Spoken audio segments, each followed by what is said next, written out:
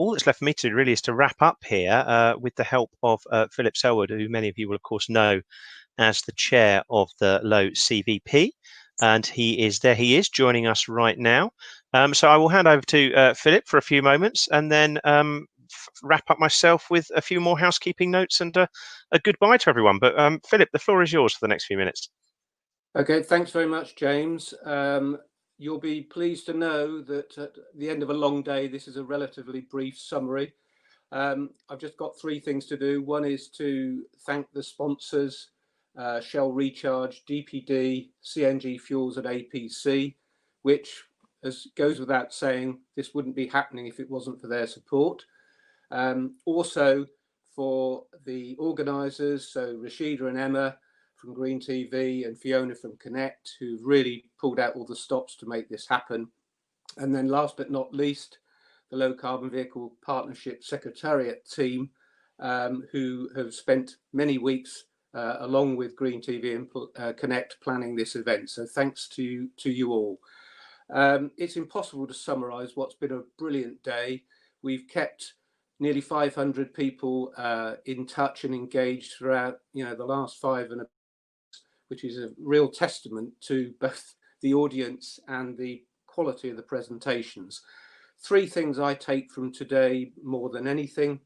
One is that whilst there's been an emphasis on a lot of things happening, and there have been a lot of things happening, lots of initiatives announced, as the Secretary of State said, I think we all have to take away that to remind ourselves that we're still in the foothills of this agenda, and that we need to do very much more at much greater pace, at much greater scale, if we're to meet the scale of the challenge that's before us.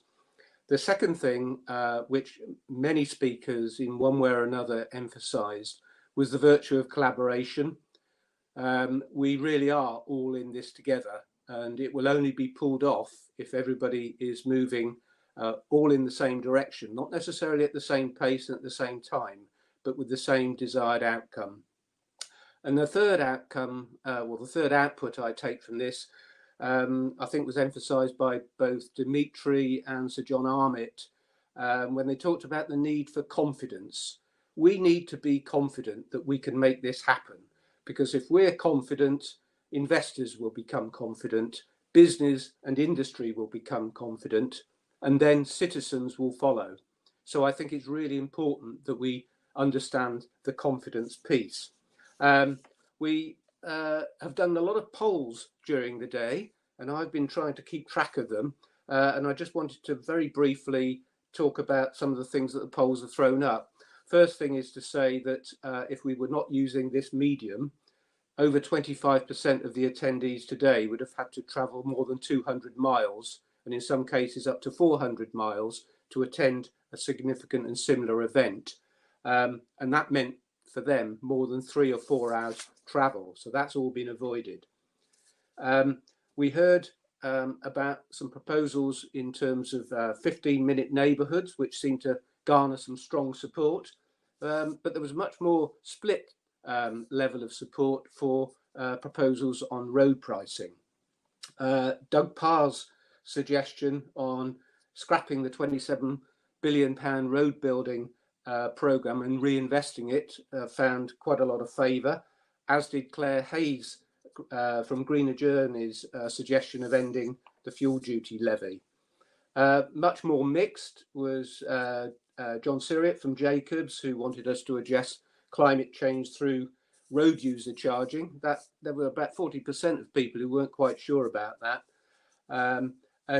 But having said that, in the opposite direction, over 85% of people were in favour of bringing forward earlier than 2035 the target for banning ICE cars. And then in the afternoon section, both Greg Archer's proposal on car and van regulation and Peter Mock's on VED incentives for EVs had over 75% people supporting those initiatives. A bit more mixed for Greg Harris's proposal on retrofit for electric buses, and Toby Poston's proposal again had very strong support, over 75%. One of the surprises, given what I just said about the number of people who would have not had to have travelled, both in time, cost and carbon emissions, is that when the question was asked of the entire audience, the entire 500, whether or not they would see a much stronger future for virtual conferences like this as opposed to travelling, despite everybody, really endorsing this approach, 70% either said they weren't sure or disagreed.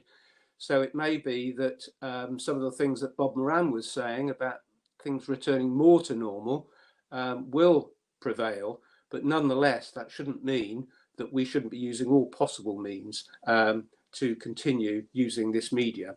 So that's all I really wanted to say, other than to say thank you, the audience, as I say, for being tireless in supporting us, not just today, but in many years past, and hope as I move into chairing the Low Carbon Vehicle Partnership many years in the future.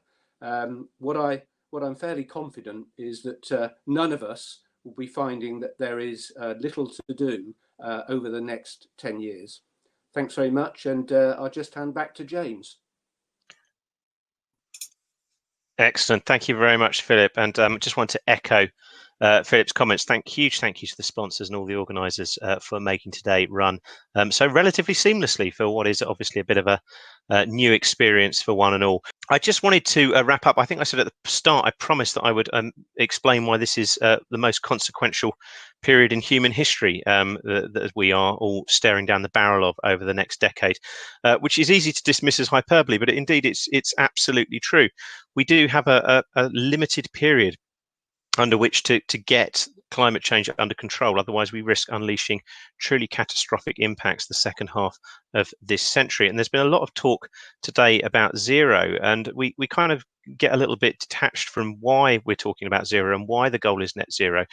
It's really very simple. Until we get to zero emissions globally, temperatures will keep on rising. If you accept the basic physics of climate change, that is the reality. There is some debate over how quick they will rise and how big the impacts will be, but the risks are enormous and they will simply keep rising. So we do have to get to net zero within the lifetime of probably the vast majority of people watching this today. There is very little time to get this done, and it is essential that the transition is completed. Otherwise, as I say, we are loading immense risks onto the global economy and human civilization through the second half of this century and beyond, risks that are already manifesting themselves in numerous deeply worrying ways. And just to stress how quickly we need to make that transition, there's an interview on Business Green today, actually, where I spoke with Bim Afalami, who some of you might know is the Conservative MP and chair of the Praseg Group and a sort of keen advocate of the green economy. And he made the point that if he stays an MP for as long as his predecessor, who coincidentally was Peter Lilly, who was, as some of you will know, a vowed climate skeptic. He's now been replaced by an advocate of the green economy. But if he stays in Parliament for as long as Sir Peter Lilly was in Parliament, he will still be an MP in 2050 when these targets will come due. This is now a single career span endeavour to try and meet these goals and transform the way we all operate. That is the pace at which we all need to work, and that is the scale of the challenge and indeed the scale of the opportunity. So hopefully you all feel emboldened and ready to get on with that work from a fascinating day of discussion. So thanks all. Thanks again to all the organisers. Thanks to the sponsors, and any questions, do let me know. Cool. Thank you.